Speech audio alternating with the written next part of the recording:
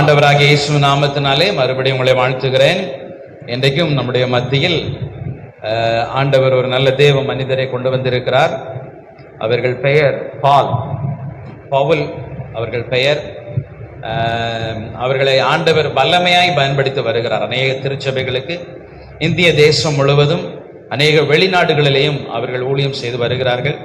அநேக திருச்சபைகளை பலப்படுத்தவும், அதே போல அப்போஸ்தலனாகிய பவுலை போல நல்ல வியாக்கியானம் பண்ணி பிரசங்கம் பண்ணுகிறதற்கும் ஆண்டவர் அவர்களுக்கு கிருபை கொடுத்திருக்கிறார். இன்றைக்கும் ஐயா அவர்கள் நம்முடைய மத்தியில் இருக்கிறார்கள். அவர்கள் மலரடிகள் என்று சொல்லி ஊழியத்தை செய்து வருகிறார்கள். அம்மாவும் வந்திருக்கிறாங்க. அவங்க 40 ஆண்டுகளுக்கு மேலாக முழு நேர ஊழியர்களாக ஊழியம் செய்து வருகிறார்கள். கடந்த வெள்ளிக்கிழமை நம்முடைய சபையில் ஆண்டவர் அவர்களை பயன்படுத்தினார். அதே போல முதல் ஆராதனையிலையும் ஆண்டுடைய வார்த்தையை அவர்கள் கொடுத்தார்கள். மிகவும் பிரயோஜனமாக இருந்தது. இன்றைக்கும் இந்த இரண்டாவது ஆராதனையிலும் ஆண்டவராகிய கர்த்தர் அவர்களை பயன்படுத்த இருக்கிறார். நம்ம ஒவ்வொருவருக்கும் தேவையான வார்த்தை அவர்களுடைய இருதயத்தில் ஆண்டவர் வைத்திருக்கிறார். அவர்கள் இன்றைக்கு நம்முடைய மத்தியில் குடும்பமாக இருப்பது சந்தோஷம். அவர்கள் 3 நாட்களாக இங்கே தான் இருக்கிறார்கள். நாளைக்கு தான் அவங்க பிரயாணப்படுறாங்க. இன்றைக்கும் ஆண்டவர் அவர்களை இந்த கடந்த ஆராதனையிலே பயன்படுத்தினது போல இந்த ஆராதனையில் பயன்படுத்த இருக்கிறார். யாவரும் கரங்களை தட்டி ஐயா அவர்களை வரவேற்படி அன்பாக்கிறேன்.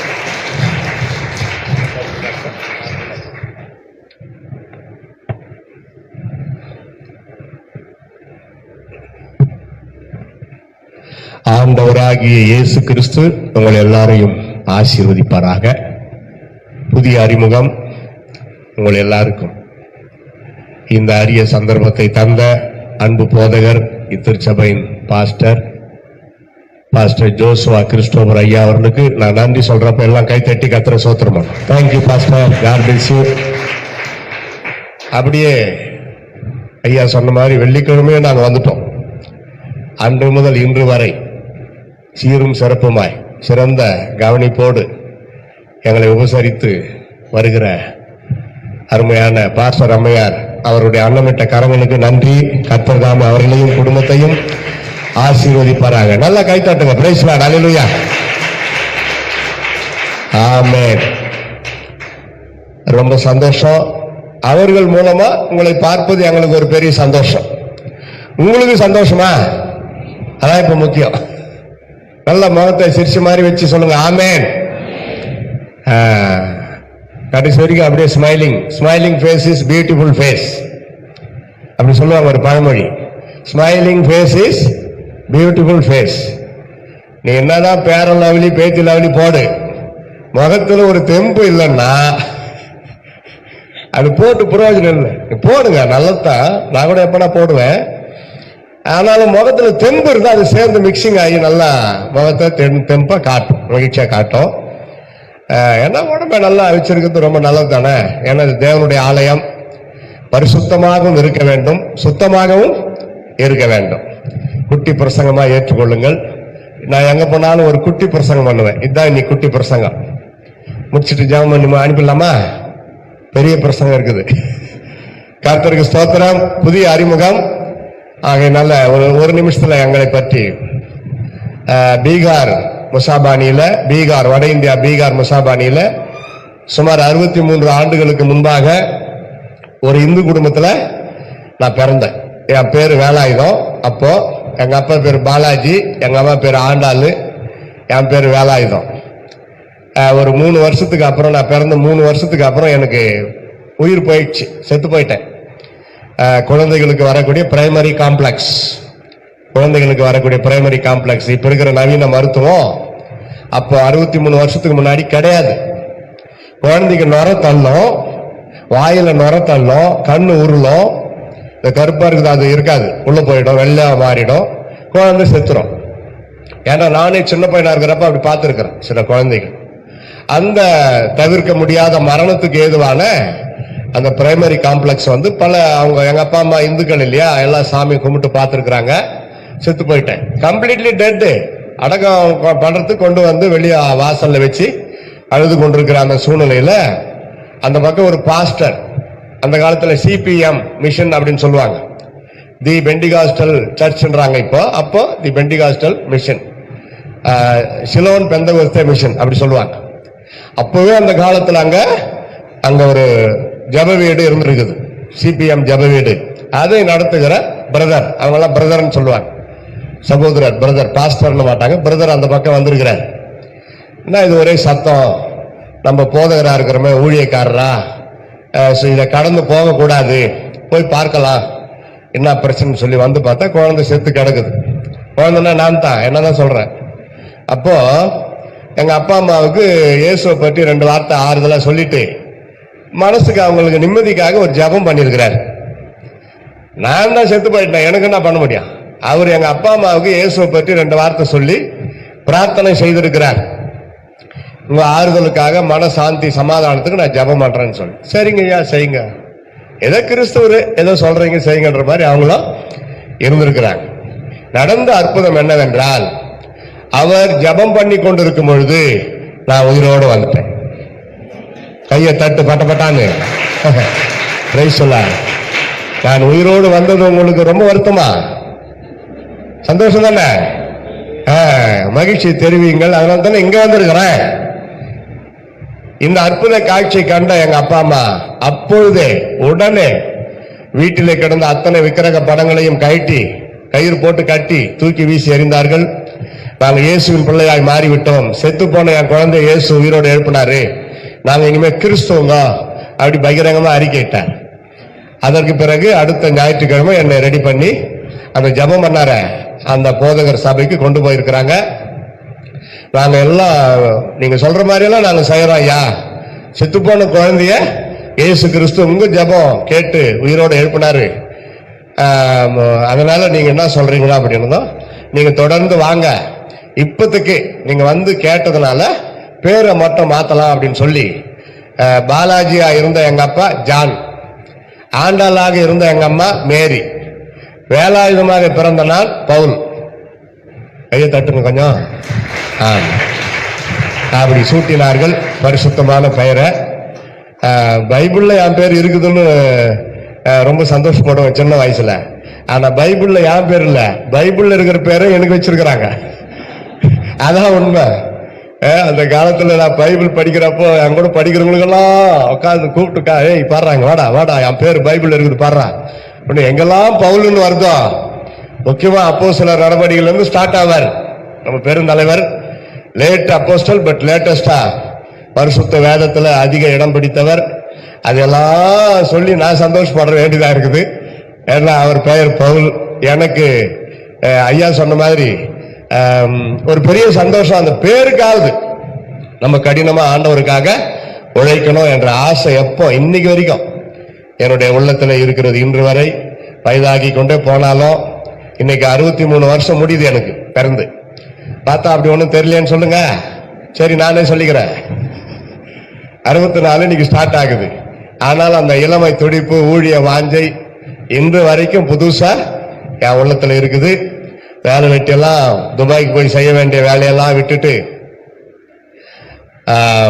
பரிசுத்த வேதத்தை கையில எடுத்துக்கொண்டு ஊர் ஊரா தெரு தெருவா நான் படிக்கிற காலத்திலே ஐடிஐ காலேஜில் வேலூர்ல படிக்கிற அந்த காலத்திலேயே அப்பதான் செகண்ட் இயர் படிக்கிறப்போ ஒரு முழு ஜபத்துல இயேசு என்ன ரட்சித்தார். என்னையா சின்ன பையன்லயே நீங்க இயேசு கிறிஸ்து கிட்ட வந்துட்டீங்க இப்படி சொல்றீங்கன்னா, சிறு பருவத்திலிருந்து பக்தியா வளர்ந்தாலும் மறுபிறப்புன்ற ஒரு அனுபவம் கண்டிப்பா தேவை. மறுபிறப்புன்னு இல்லைன்னா பரலோகம் போகவே முடியாது. அப்பா அம்மா அவங்க கடமை, உன்னை இயேசு உயிரோட எழுப்பினாரு, நீ இயேசுக்காக வாழணும் அப்படியெல்லாம் சொல்லி பக்தியா வளர்த்தாங்க. 4 வசனம் காலையில ஒப்பிக்கலன்னா சாப்பாடு கிடையாது. அவ்வளோ ஸ்ட்ரிக்ட். அடிப்பாரு, வசனத்தை ஒப்பிக்கலாம் எங்க அப்பா அடிப்பாரு, முட்டி போட வச்சுட்டு போயிடுவார். அவர் வர்ற வரைக்கும் முட்டிலே இருக்கணும். எங்க அம்மா ரொம்ப பயப்படுவாங்க எங்க அப்பாவுக்கு. சாப்பாடு போடாதுன்னு சொல்லிட்டு போனாருன்னா அவர் வந்து சொல்ற வரைக்கும் அவங்க சாப்பாடு கொடுக்க மாட்டாங்க. நான் திருட்டுத்தனமா சாப்பாடு கொடுக்க மாட்டேன் அப்படின்னு தெளிவா சொல்லுவாங்க, பொய் சொல்ல மாட்டாங்க. இப்போ திருட்டுத்தனமா சாப்பிட்றா சாப்பிட்றா சாப்பிட்றான்னு சொல்லி கொடுத்துட்டு அப்பா வந்த பிறகு அவன் சாப்பிடல, நீங்க சொன்ன மாதிரியே முட்டி போட வச்சு போனதுதான் அப்படியேதான் இருக்கிறான்னு சொல்லிடுவாங்க. பாசம், இந்த தாய் பாசம் பிள்ளைகளை கெடுத்து நாசமாக்கும் நிறைய வீட்டுல. தாய் கிட்ட பார்வை, தகப்பன் தூர பார்வை, அது நிறைய பேருக்கு தெரியணும். தாய் கிட்ட பார்வை, படிக்கிறானோ இல்லையோ, மகா படிக்குதோ இல்லையோ, சாப்பிட்டுரு சாப்பிட்டுரு சாப்பிட்ரு, அதான் கிட்ட பார்வை. அப்பா அப்படி இல்லை, பட்டினியா இருந்தாலும் பரவாயில்ல ஒழுங்கா படின்னுவார். அதான் தகப்பன். நிலத்தை வித்தாவது என் தலையை அடகு வச்சாவது, அந்த தலையை அவன் வாங்குவான். ஆனா அவங்க சொல்லுவாங்க அப்படி, என் தலையை அடகு வச்சாவது உன்னை நான் படிக்க வைக்கிறேன், நீ நல்லா படி, என்ன மாதிரி நீ கஷ்டப்படக்கூடாது, நீ பெரிய ஆளா வரணும். அதான் தகப்பனுடைய தூர பார்வை. அப்படிதான் எங்க அப்பா வளர்த்தார். சொத்தெல்லாம் ஒண்ணும் கிடையாது, பைபிளை படிங்க, பாட புஸ்தகத்தை நல்லா படிங்க, ஏசப்பா உங்களை ஆசீர்வதிப்பார். அப்படி சொன்ன அந்த வார்த்தை இன்றைக்கும் எனக்கு ஞாபகம் இருக்கிறது. அப்படிதான் பக்தியில பயபக்தி, பயம். வேதத்தை தினந்தோறும் படிக்கணும், நெடு முட்டி போட்டு ஜெபிக்கணும். சொல்லுவார், எப்ப சாப்பிட்றதுக்கு பிளேட் வாங்கி கொடுத்தோமோ பைபிளும் வாங்கி கொடுத்தாச்சு, ஒழுங்கா படின்னுவார். அதைத்தான் நாங்க எங்க பிள்ளைகளை அப்படிதான் வளர்த்தோம். இந்த வரைக்கும் அவங்க பயப்படுவாங்க கர்த்தருடைய வார்த்தை. அதனால பிள்ளைகள் பெற்றோருக்கு கீழ்ப்படியும். What is the 5th commandment? What is the 5th commandment in God's 10 commandments? Can you say anybody? Commandment in English. Honor your father and your mother. Are you put a honor or put a hot stone upon them? உன் தகப்பனையும் உன் தாயையும் கனம் பண்ணுவாயாக. கனம் பண்றீங்களா, கனமான கள்ளத்துக்கு போடுறீங்களா? யோசிக்கணும். 10 கட்டளையில் 5ஆம் கட்டளை, அது வாக்குத்தத்தத்தோடு உன் வாழ்நாள் நீடித்திருப்பதற்கும் நீ பூமியிலே சமாதானமாய் குடியிருப்பதற்கும் உன்னை பெற்றெடுத்த உன் தகப்பனையும் தாயையும் கனம் பண்ணு. கண்டிப்பா தான் தெரியும். எங்க அப்பாவுடைய கண்டிப்பு அப்ப கசப்பா தெரியும், இப்ப அது இனிப்பா இருக்கிறது. பிரைஸ் லார்ட், அல்லேலூயா. சரி, பாதி பிரசங்கம் போயிடுச்சு, மீதி தொடரும். அதுக்கு முன்னாடி நான் ஊழியத்திற்கு வந்து 7 வருஷம் கழிச்சு 1985ஆம் ஆண்டு எனக்கு திருமணமானது. ஜூன் 5ஆம் தேதி. என்னுடைய மனைவியோ திருமணத்துக்கு முன்னாடி வேதாகம கல்லூரியில, சென்னையில பாலைவன சோலை தமிழ் வேதாகம கல்லூரியில் பயிற்சி பெற்றவர்கள்.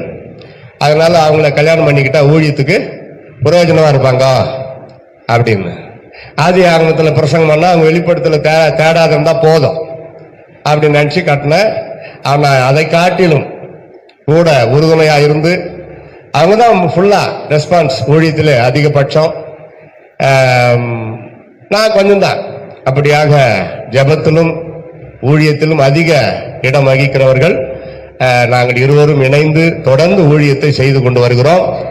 அதனால இப்பொழுது அவர்கள் வந்து ஒரு சிறப்பு பாடலை பாடும் பொழுது அதை கேளுங்க.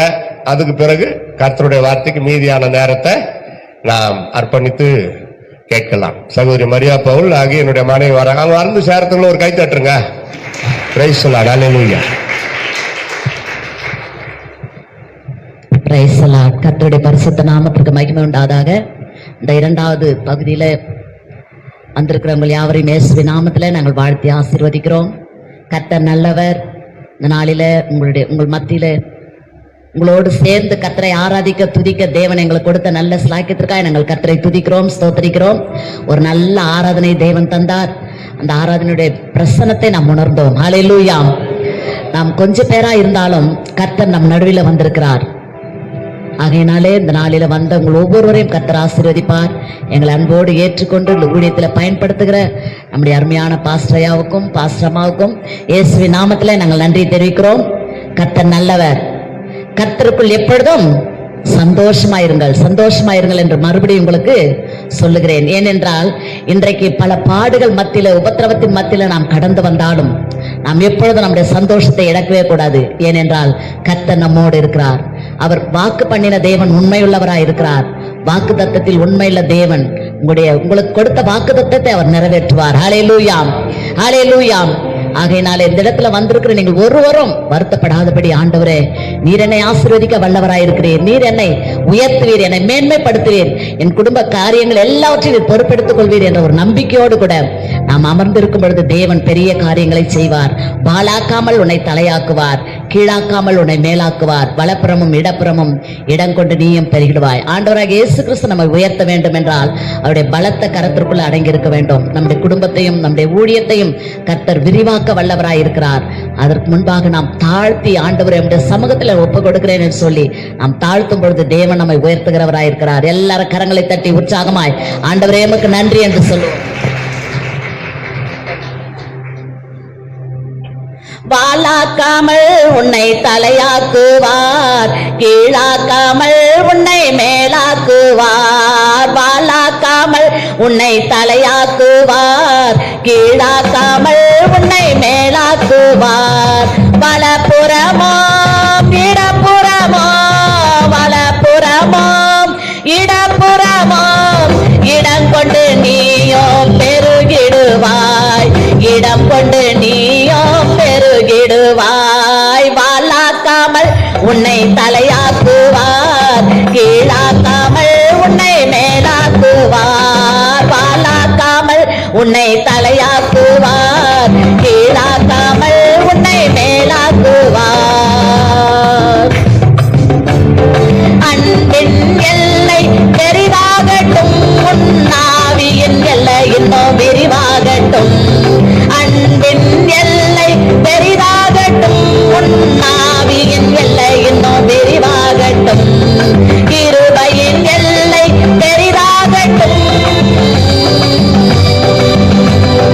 கிருபையின் எல்லை பெரிதாகட்டும். ஒரு கம்பீர அறுவடை உருவாகட்டும், ஒரு கம்பீர அறுவடை உருவாகட்டும். திருச்சபையே திருச்சபையே தேவ மகிமை உன்னில் வெளியாகட்டும், தேவ மகிமை உன்னில் வெளியாகட்டும். வாளாக்காமல் உன்னை தலையாக்குவார், கீழாக்காமல் உன்னை மேலாக்குவார். வாளாக்காமல் உன்னை தலையாக்குவார், கீழாக்காமல் உன்னை மேலாக்குவார்.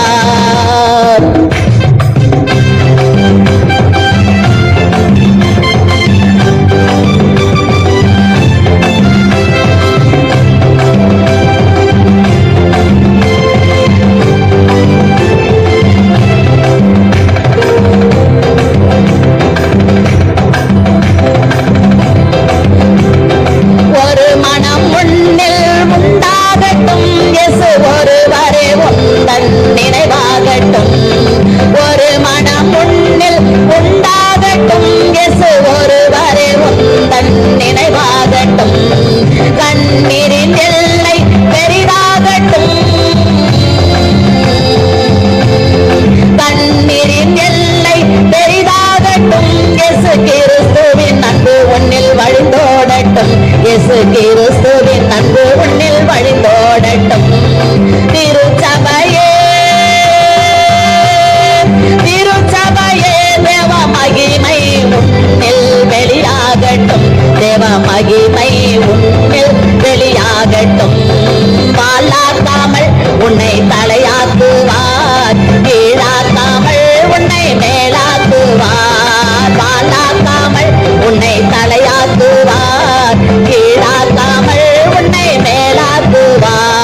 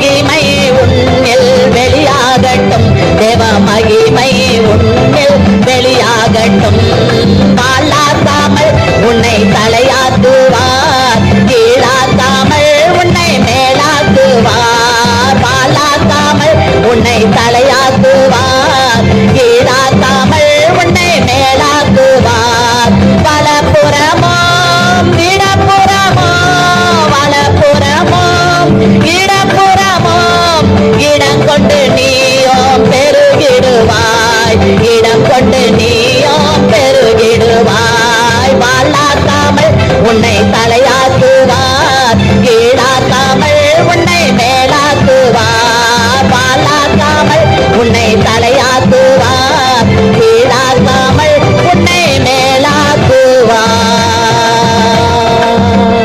Praise the Lord. கண்களை மூடி ஆண்டவரை நோக்கி ஒரு செய்திக்காக ஒரு சிறு ஜெபம் ஏறெடுப்போமாக.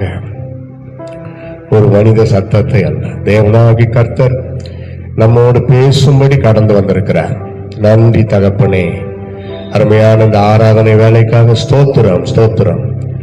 திருச்சபைக்காய் ஸ்தோத்திரம். நல்ல இந்த தேசத்துல ஒரு ஆவிக்குரிய பூரண சுவிசேஷத்தை அறிவிக்கிற ஒரு சபையை இங்க வைத்திருக்கிறீர். நல்ல போதகரை இந்த மற்ற மக்களுக்கு நீர் கொடுத்திருக்கிறீரே அப்பா, ஸ்தோத்திரம், ஸ்தோத்திரம். அநேக ஆத்துமாக்கள் வந்து பயன்பெற, ரட்சிக்கப்பட்டு உடைய பிள்ளைகளாய் மாற, அற்புதங்கள் அடையாளங்களை அனுபவிக்க, பெற்றுக்கொள்ள, சபையின் தூண்களாய் மாற நீரை கிருபை செய்யும்படிக்கு நாங்கள் ஊக்கமாய் ஜெபிக்கிறோம். இப்போதும் நீர் என்னோடு பேசும், எங்கள் அனைவரோடும் பேசும். துதி கன மகிமை உமக்கே நாங்கள் ஏறெடுக்கிறோம். இயேசுவின் நாமத்தில் ஜெபிக்கிறோம் எங்கள் அருமை பிதாவே. எல்லாரும் சத்தமா ஆமென். ஆமென் என்றால் அப்படியே ஆக கடவுது என்ற அர்த்தம். இயேசுவின் நாமத்தில் ஜெபிக்கிறோம் பிதாவே அப்படின்னு சொன்னாவே சபையார் எல்லாரும் ஆமென் அப்படி சொல்லணும். இப்ப சொல்லுங்க ஆமென். அது மட்டுமல்ல, ஆமென் என்பது ஜெபம் முடிந்தது என்ற அர்த்தம். இன்னொன்று முக்கியமாக வெளிப்படுத்தல படிக்கிறோம், ஆமென் என்கிறவர் சொல்லுகிறதாவது அப்படின்னு வரும். வெளிப்படுத்தல் 8:3 நினைக்கிறேன், 8:8 இப்ப சப்ஜெக்ட் அது இல்ல. ஆனா ஆமென் என்றால் நீங்கள் இயேசுவையே அழைக்கிறீர்கள். இயேசுவுக்கு எவ்வளவு பேர் இருக்குது பார்த்திருக்கிறீங்களா? ஆலோசனை கர்த்தர், சமாதான பிரபு, நித்திய பிதா, விடிவெள்ளி நட்சத்திரம் அப்படிலாம். ஆனா அந்த ஆமென் என்பதும் இயேசுவுக்கு ஒரு பெயர். கைத்தட்டி கர்த்தரை ஸ்தோத்திரம் பண்ணுங்க. ஆமென், அல்லேலூயா. நீங்க ஆமென் அப்படின்னு சும்மா சொன்னா கூட இயேசுவை நீங்கள் அழைக்கிறீர்கள் அப்படின்னு அர்த்தம். அப்ப இனிமேல் நீங்க அடிக்கடி ஆமென் சொல்லிக்கொண்டே இருக்கலாம். முக்கியமா ஜெபம் பண்ணி முடிக்கிறப்போ ஆமென் சொல்லணும், அமைதியா இருக்கவே கூடாது. இது ஒரு குட்டி பிரசங்கமா ஏற்றுக்கொள்ளுங்கள். அப்போஸ்தலர் நடவடிக்கைகள் 1ஆம் அதிகாரம் வசனங்கள் 10-11 எடுத்தவங்க சத்தமா படிக்கலாம். அப்போஸ்தலர் 1:10-11 சொல்ற வாசனத்தை ஒவ்வொரு முறையும் ஒருத்தர் படிங்களா, உங்களுக்கு ஒரு ட்ரைனிங்.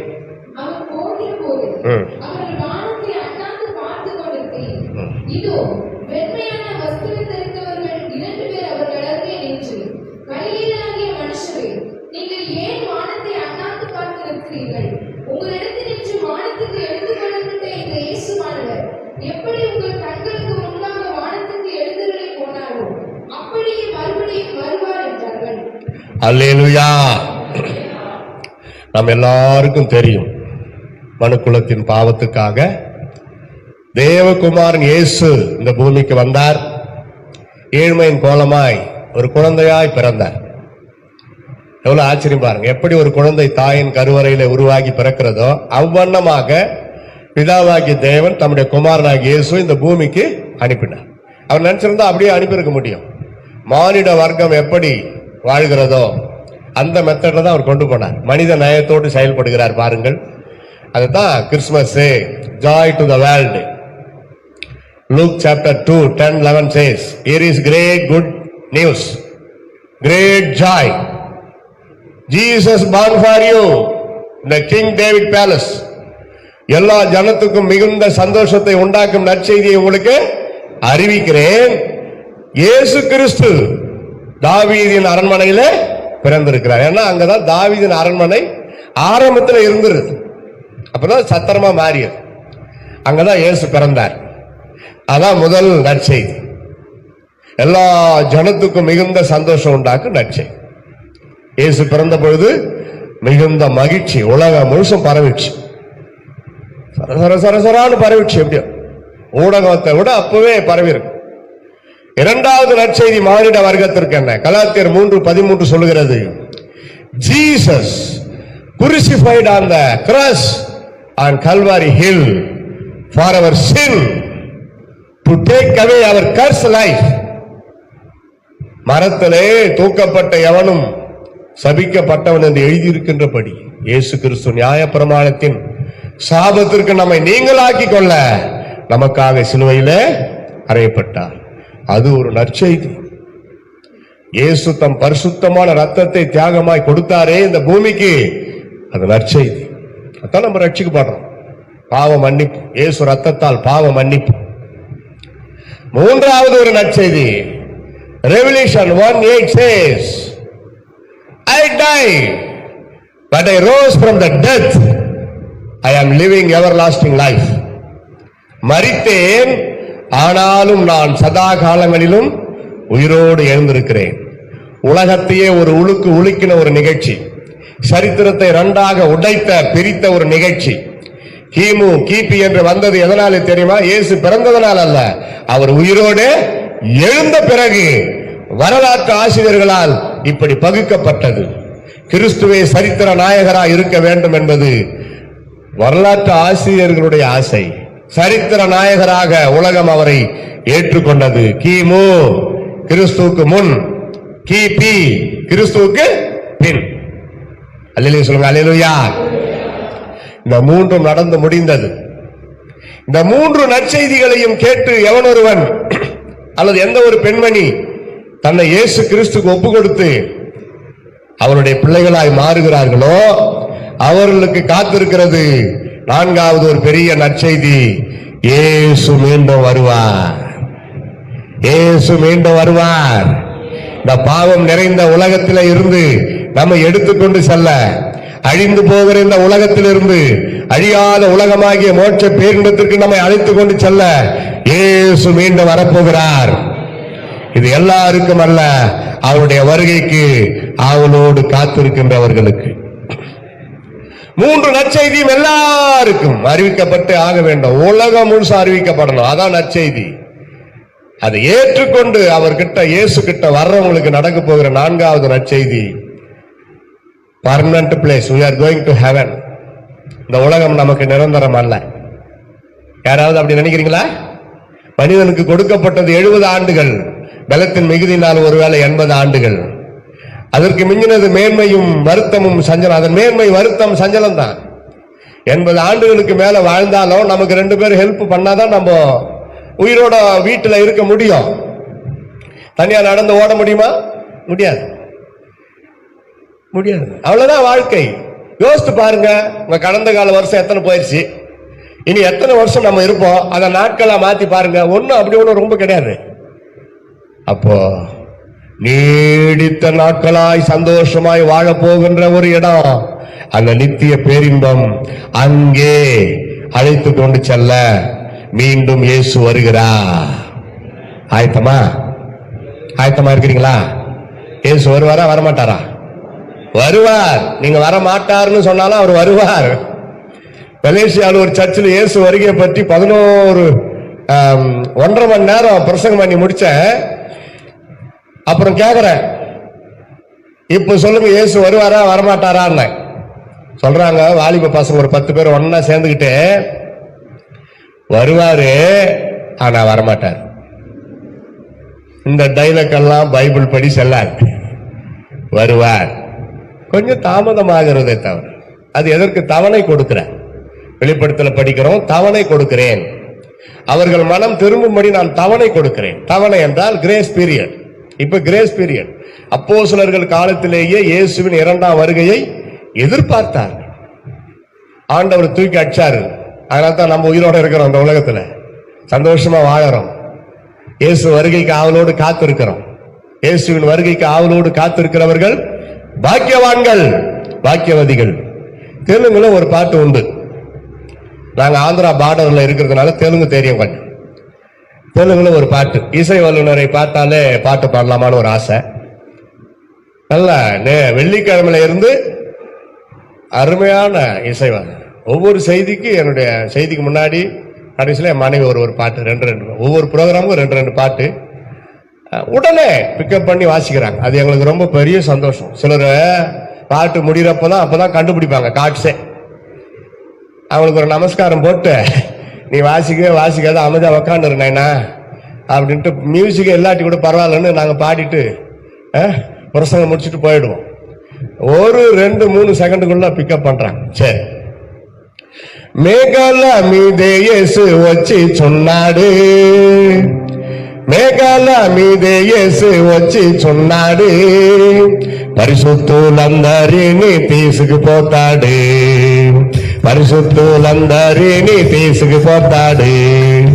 లోకమంతా సమకాలం, లోకమంతా సమకాలం, విడువపడుడా పగిఘోరం, విడువపడుడా పగిఘోరం. యేసురాజుగా వచ్చి చున్నాడు, ఓ లోకమంతా తెలుసుకుంటారే. యేసురాజుగా వచ్చి చున్నాడు, ఓ లోకమంతా తెలుసుకుంటారే.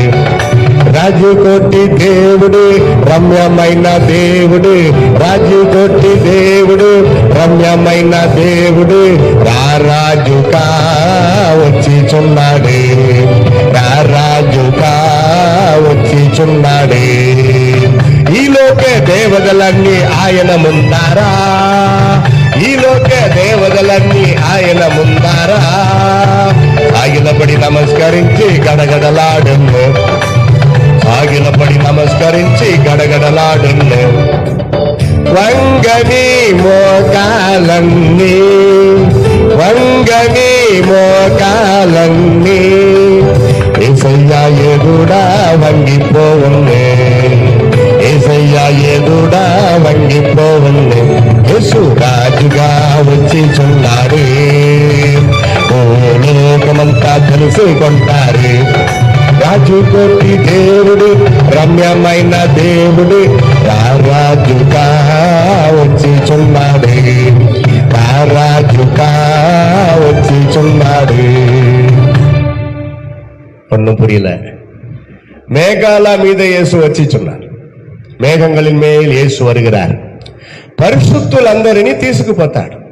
1 தெசலோனிக்கேயர் 4:16-17-18 வாசித்து பாருங்கள். கர்த்தர் தாமே ஆரவாரத்தோடும் பிரதான தூதனுடைய எக்கால சத்தத்தோடும் வானத்திலிருந்து இறங்கி வருவார். அப்பொழுது கிறிஸ்துவுக்குள் மரித்தவர்கள் முதலாவது எழுந்திருப்பார்கள். பின்பு உயிரோடு இருக்கிற நாமும் மேகங்களுக்கு எதிராக கொண்டு செல்லப்பட்டு கிறிஸ்துவோடு கூட என்றென்றும் சதா காலங்களிலும் அவரோட இருப்போம். இந்த வார்த்தைகளினாலே நீங்கள் ஒருவரை ஒருவர் தேற்று. இப்ப இயேசு கிறிஸ்து வருகை பற்றி நான் ஏன் பிரசங்கம் பண்றேன்? பயமுறுத்துவதற்காக அல்ல.